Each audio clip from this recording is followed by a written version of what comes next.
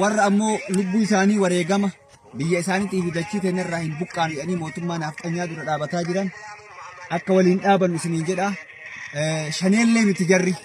Isin shaneedha? Shanee miti nuti Oromoo. Teettanii biyya sirra falmataa jirta. Daangaa sirra falmataa jirta. Har'as ni falman. Jiruus ni falman. Lafa teessanii fi malee. Lafa teenya wallaahi lafee fi lafaaf. Malee wareegamuutti jirra malee waa takka akka takka hin qabu. Mootummaan naannoo Amaaraa Oonagi jedha. Isin Oonagi? Oonaguma kanaa hin beeknu. Nuti Oromoodha. Dhageettanii mi'a fachaa bakka daangarra jirre jechuudha. Oonagi kan inni jedhuun ummata nagayaa, ummata siviiliyaanii, warra kunoo qotee bulu, warra ijoollee qabu, warra ilmaaniitiin maqaa balleessaa hidhattoota shaneetii biyya biraatii dhufan. Isin biyya biraatii dhuftanii? Biyya biraatii maal? Habibi gootan seebii bilaatan. Manni keetillee kan?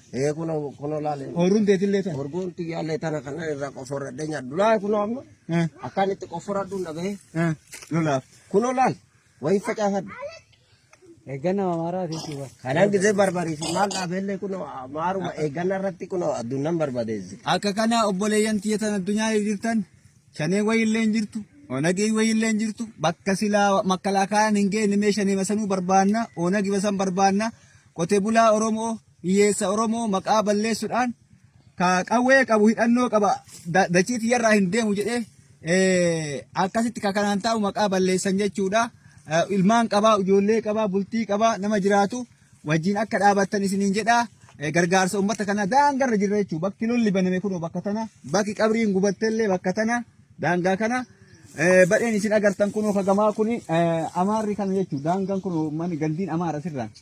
Mitira 20 sirraa kan deemne ta'a. Asirratti dhaabna. Assalaamu alaikum warahmatullahi wabarakaatu isiniin jedha. Bakka hunda dhaqnee uummata walloo kana uummata keenya wajjin ammoo dhaabanne harka qal'eeyyii armallaa dubartii ammoo jaarsi irraa du'e ilmaan yatiima bakka hundatti dhaqnee tokko tokkoon qorannee kabira geenu taana sagantaa biraatti wal agarra isiniin jedha. Assalaamu alaikum warahmatullahi wabarakaatu.